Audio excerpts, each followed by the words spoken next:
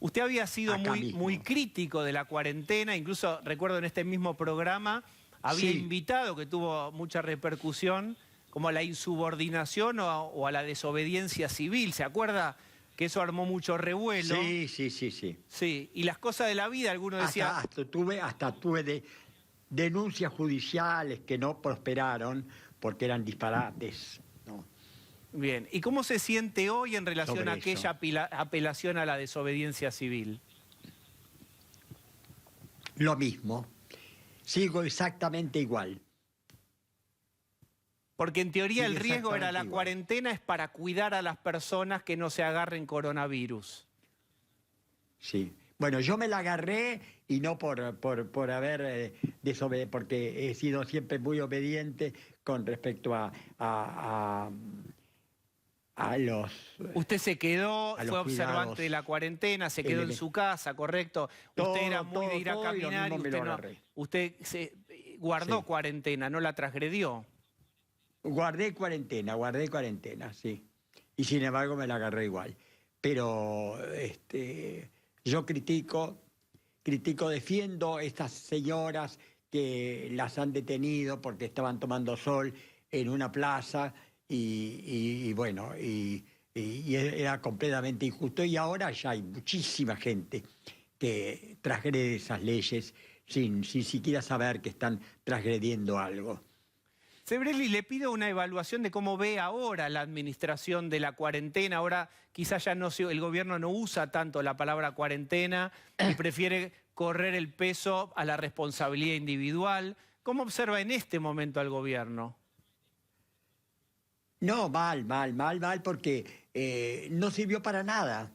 La cuarentena no sirvió para la cuarentena más larga del siglo y de la historia, no sirvió para nada, porque lo que había que haber hecho es aprovechar esa cuarentena para hacer el testeo generalizado y aislar a la gente que estaba enferma, aislarlas en sanatorios o en hoteles, y no había camas en los sanatorios, y eso no se hizo para nada, no se hizo para nada, que es lo que tendría que haberse hecho.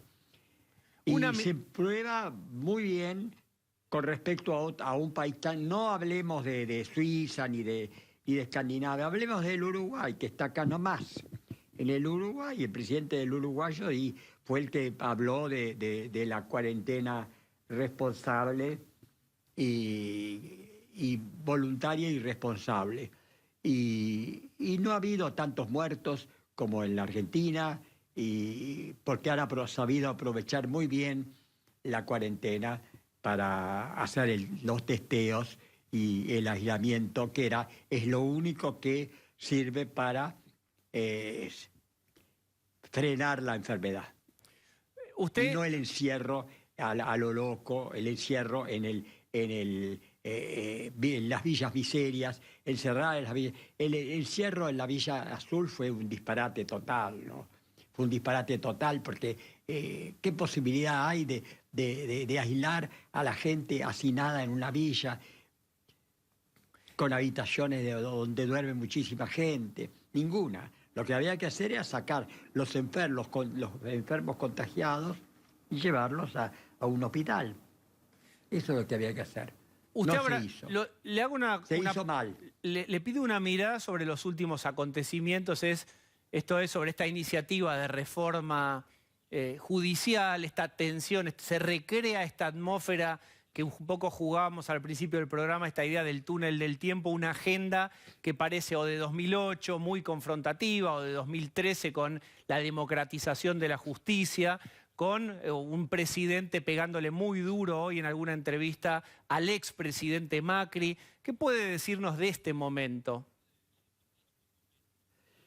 Bueno, no sé qué tiene que decirle al expresidente Macri, que dentro de todo hizo todo lo que pudo por democratizar la justicia, ¿no?